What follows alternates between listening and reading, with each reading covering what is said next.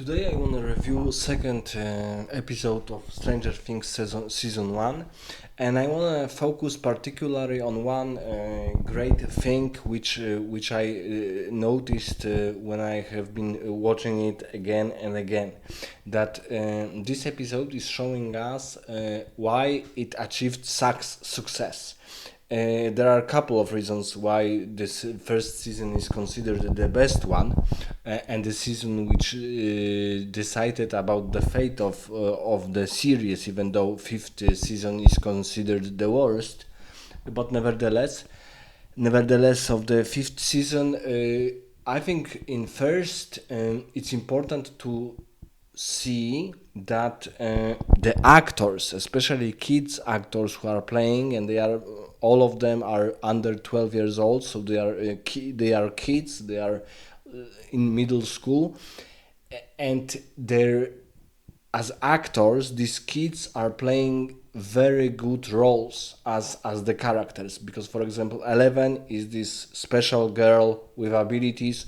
We don't know why she has these abilities, why she's using them, why Dr. Bremer was conducting experiments on her, and we don't know really much about her, how she even escaped this laboratory.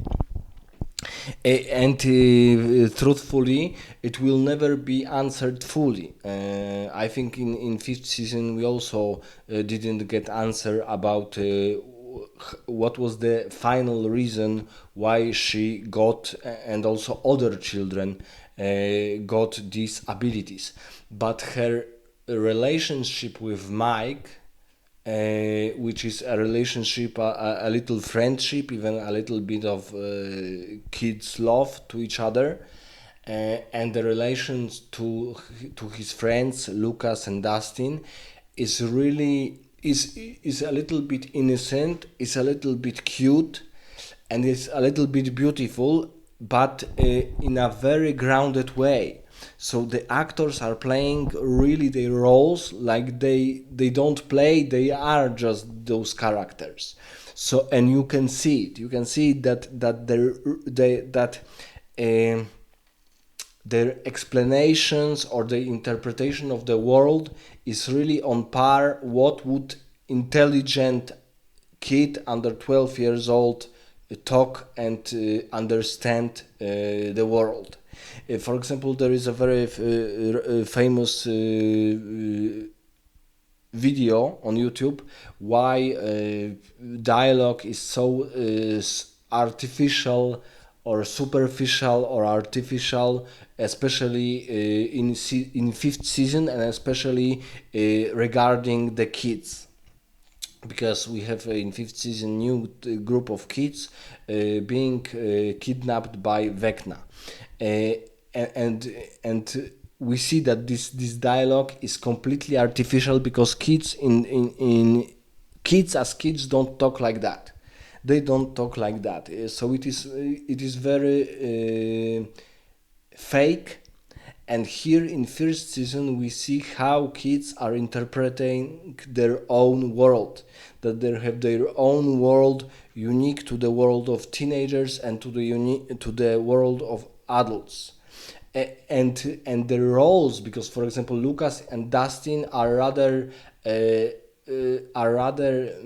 Dustin is amazed by Eleven. Lucas is very wary of her, so he doesn't like her. Through most of the first season. Only at the end the situation will change. Dustin will be amazed by her powers, and that she's really a kind of a superhero. And Mike is of course a little bit enamored with Eleven, and a little bit treat her like a really good friend, and a little bit like a innocent love. And this is very believable from our point of view. From the point of the adults, it's really believable why they are playing, acting, and behaving like that. And you see this, for example, in this scene when Mike is showing Eleven his house interior of his house and his living room and so on, that that that they are just kids. And the second part of this amazement of the first season is that this upside down world is really unknown to us, because we still don't know how Eleven knew that Will is there in the upside down, because in this episode she will show on him in the picture, and it will be about her, why why she knows about Will, what happened to him, and so on. But finally, even in fifth season, I suppose, we didn't get this answer. Yes, we didn't get the answers why Eleven and all those other special kids have these special abilities. We know that there were experiments, that there were science, that there were tests, and so on. But the final answer is nowhere near our point of satisfaction. And I think this is very good for the whole universe to expand, because right now we know that we have an animation TV series between, says, at the end of second season and before third season, and it was maybe it was not a success, but we know that another season is being made. So for me, as a fan of Stranger Things, I think it's a really good idea to expand on this, to show maybe other adventures, other kids, and I think also that this was a really, in a way, good and also cute idea, that we have this relationship between teenagers and kids.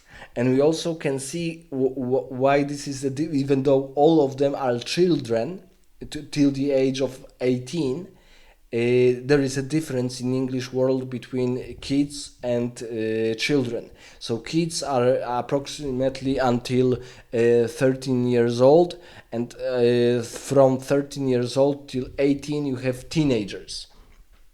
They are not fully adults, but they are not kids anymore. And we see this situation when in second season, when teenagers are they need, and sometimes they want, sometimes they don't want, to behave almost like adults, like they are preparing themselves to adulthood. We see this in girls, in boys, and so on. And this is a really good idea to see for us, maybe unfortunately, that kids are really cute and they are really innocent and they are just kids. We see also that there is of course a topic of rather philosophical question, that in kids you see this goodness about, that they are all good. Yes, they can bully each other, they can tell on each other, they can sometimes fight or fist fight with each other, but they are all good and innocent. And in case of teenagers, this is not the case. Yes, for example, we have parties, we have conflicts, and some of them are major ones. We have serious fist fights with each other. But these kids' conflicts are rather cute and rather, from perspective of an adult, it's a rather just silly conflict. It's very innocent. So, for example, in first episode we had this bullying guy who is bullying the boys, but this bullying is rather funny for us as adults or as teenagers than scary. And this is also very good to watch, that there is this difference, that kids are kids, they are cute, they are innocent, and they have their own problems, but in a very believable way, but also very like calming way. And teenagers, they can be fighting with each other, they can be jealous of each other, of serious problems, of serious conflicts, and also the third reason I think that this series was so good is that we don't know much about Upside Down. through all seasons. We don't know much because we see that we are not sure who created it. We know that Eleven can, in a way, move her mind to this world, but nevertheless, this world is like a shadow for us. Is like a shadow world for normal people, and we really don't know much about this world, and we also because there were spoilers that in fifth season, 11 had to stay in this upside down world, but we really don't know if she survived, if she not survived, if she stayed there or if she not stayed there, and what really is this upside down world. So for another episodes, another maybe normal movies like in theater, or maybe another animation movies, this is a really good idea to expand on it, and I think that. Maybe the major issue with the fifth season, because I only looked at snippets about the fifth season, is that it lost what first season presented in a best possible way. Acting is really good in all our characters, teenagers, adults, kids. They really play their roles well to the point that they are the characters they are playing. They are not the actors, they are the characters of this believable world. And it is sometimes dark world, sometimes mysterious world, sometimes ominous world, but always very interesting. And the relationship between characters is also really interesting. For example, we don't know and we are not sure why Eleven is so almost like muted child. She doesn't speak much. She doesn't tell many informations about anything. She's almost like an autistic child to some extent, and we really don't know fully why. It is because of her being like almost like a guinea pig in the laboratory, or maybe because of other reasons. Because, for example, in fourth season we see there are other kids who are being researched and experimented on by Dr. Bremer, and they are quite normal for a kids or for young teenagers. But Eleven is always like very calm, not talking, not telling much things about anything. So it was always for me a mystery, because. But I think that Miley Bobby Brown, British actress who is playing Eleven, she wanted to change this role and to abandon it and to focus on other projects and other movies. But I think that she plays Eleven really well. I'm not sure about fifth season, but even in fourth season, she played the role, the character, really good. As a British actress, quite beautiful, but also charismatic. It's rare to see women not only showing her body and that, or that she's cute or beautiful, but also that she has acting abilities to pull this off, to pull her role, her character off. So I think that the second episode of first season is showing us that all this mystery, all these questions, they are not important because we get answer in this season or in another, but because they are presenting a new world to us, a new genre, a new IP almost, and the all characters, even the secondary characters or even the tertiary characters, if there is a word like a tertiary character, they are really interesting.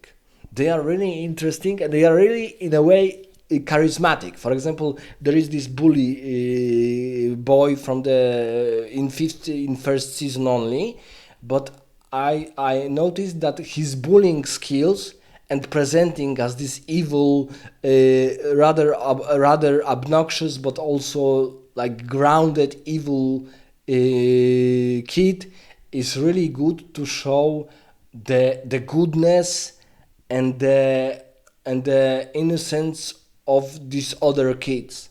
It was really inspiring for me to see only because he's a tertiary like character. He's only in first season, no more of him in other seasons.